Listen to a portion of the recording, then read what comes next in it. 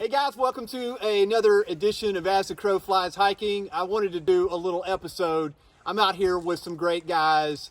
John from Senior Hiker 77, Metro on the Move, Andy is with us. Howdy. And Atypical Hiker, Kevin. Some of my favorite people out here. We're camping at one of the campsites on the Pine Mountain Trail. And I said, hey, I'd like to do a video where we talk about a campsite because we're at this wonderful campsite. All the campsites, I think, at Pine Mountain are wonderful. But I'm going to ask them about certain tips and certain ideas about picking a campsite. Let's talk about number one. I'll just let y'all chime in what you think. Number one, do you choose a campsite based on flat ground, or is ground one of your preferred things you think about for campsite? First thing, not all campsites at Pine Mountain Trail are good,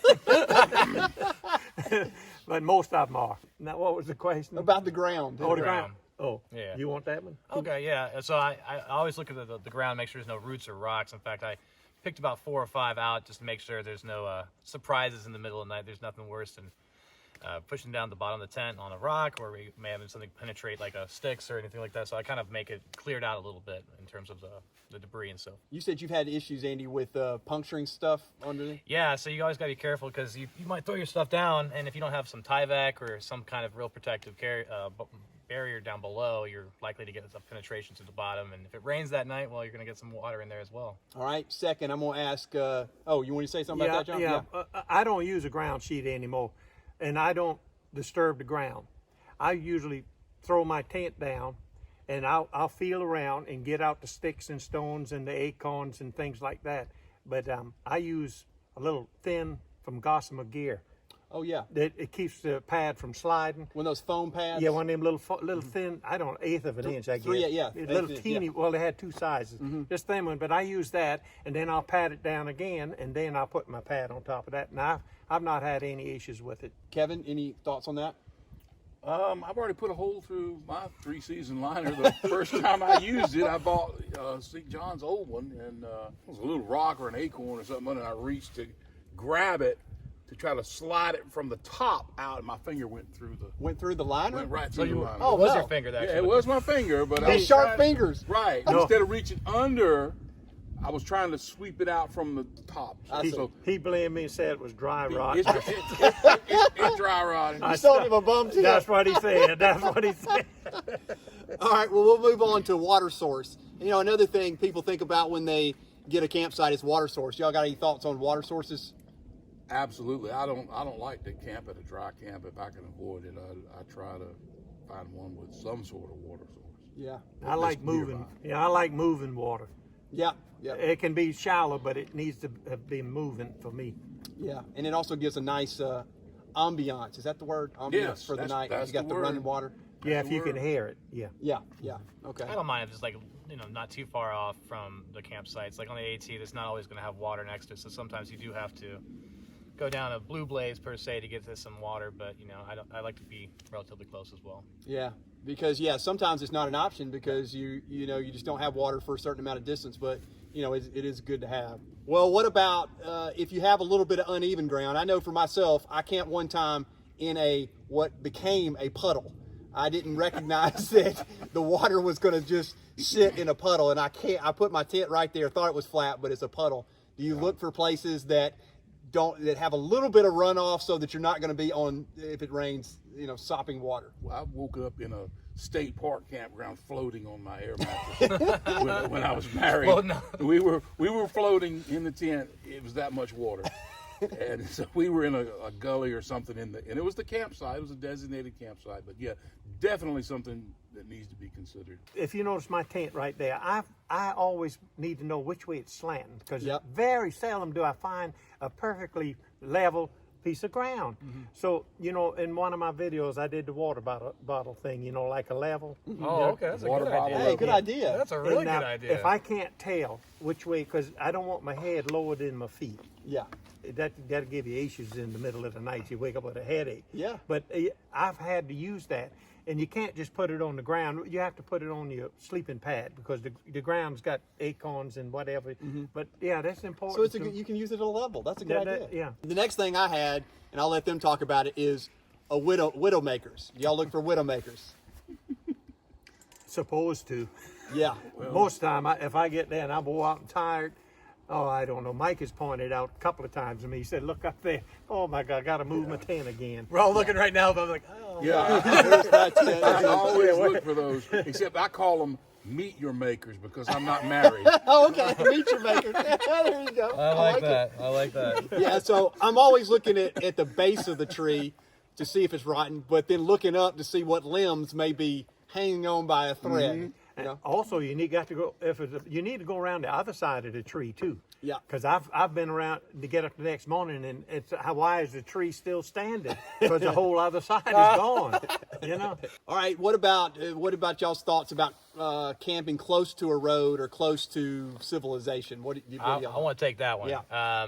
So from experience, being on trail, the thing that you have to be worried about the most is not the wild animals. It's Absolutely people. So I always recommend going at least 1 mile in, mainly because the locals or people that are going out for their late night whatever are less likely to come in. I've been walked on so many times with just strangers, just like, hey, just wanting to join the party, and I haven't actually got them in my tent, but you know they were close enough to where I got outside and someone was setting up a tent like right next to me too. I was like, hey, whoa, this is my spot. What are you doing? But yeah, you got to be watching out because another time I remember specifically, I had some guy walk up with his shirt off from another campsite though, and we were so close to the road, and he just walked on over into our campsite. You know, what are you doing? He's like, y'all have a really pretty creek over here. I was like, what? Oh no, it's the middle of the night. Now, I got an opposite feeling to that. Really, I don't want to be by the road. Uh-huh. But my feeling is if they stay with the hikers, midnight is 9 o'clock. Mm-hmm. If they stick with that, I'm happy with being around people. Right. I just don't the partying. Don't get it with me. That's not it. But I'd rather be. I feel safer, if you want to know the truth about it, around when people are around. Like I feel real good tonight because we got so many of them. Got a tent party going on out here. But the road, don't like being by the road. The other thing I had, and I'll just put this in there. Well, I always think about where ticks are, and so I know that pine trees are sometimes haven for ticks. But I've also heard that mountain laurels can be haven for ticks. But I'll look it up because I'm not averse in that. So I'll look it up. But there are certain trees that ticks love, and you probably want to stay away from those in the summer. We already talked about roots. Roots is a big thing. I think Andy mentioned it. Any other thoughts about roots? You stay away from them. Yeah, obviously it's gonna not be a good night's sleep when you're rolling over on some roots. Yeah. So always looking for roots. If you're a tent camper, not a tree dweller, tree dweller, Tree dweller. Okay. you got to be thinking about your stakes and what kind of ground you are. Well, my buddy and I were at Land Between the Lakes and a couple weeks ago, and the ground was frozen, and so I bent 2 of my titanium stakes because it was just frozen. I couldn't get it in, but I had to get something in because I couldn't get my tent up. So unless you're going to be a hammock camper, you got to be thinking about your ground and where you are and rocks and stuff like that. And then I'm going to ask y'all about sunrise, sunset. Do y'all think about that when you camp? Well, I mean, obviously, if you're at a nice spot, it's either going to be one or the other. I mean, so, like for instance, I went out to Ramrock to catch the sunrise, but unfortunately, it was on the other side of the mountains. So sometimes that works out for you, and sometimes it just doesn't. You know. That's right. It's according to the campsite. Like you said, Brick Hill Bluff and Cumberland Island. Man, that's where you want to set up for the sunrise and sunset. Here, it don't matter. And then the last thing I have is thinking about your mileage in your window of where you're camping. So if you got 20 miles to do and No. no, don't do it. Don't do it. Ain't got 20 miles to do. But if you got 20, 10 miles or whatever you have, you want to make sure that your campsite is in your window because you don't want to hike 2 miles and then have 18 the next day. So something to think about. That's true. Well, final thoughts, Kevin, on choosing a campsite? Stealth camping, if it's 20 miles, you've got to find Yeah, it. you're going to have to find some. Well, I had to on the Benton Mackay hike. We ended up having to camp in the middle of the trail because I got so wore out that I just couldn't walk. So what you're saying about planning your hike, and knowing what you can do as far as your speed, Plan and your campsite. if you hadn't been in the mountains like I had been walking at home on roads. No comparison to walking mountains. Zero. Andy, final thoughts? Yeah, know your limits, plan your hikes out, always look at the trail, know what the terrain is before you get out there, at least do some research, watch some videos, but plan your hikes, plan your mileage, and if you can, stay near the shelters if possible. John? Yeah, just don't cross 10 miles. Hike what you can.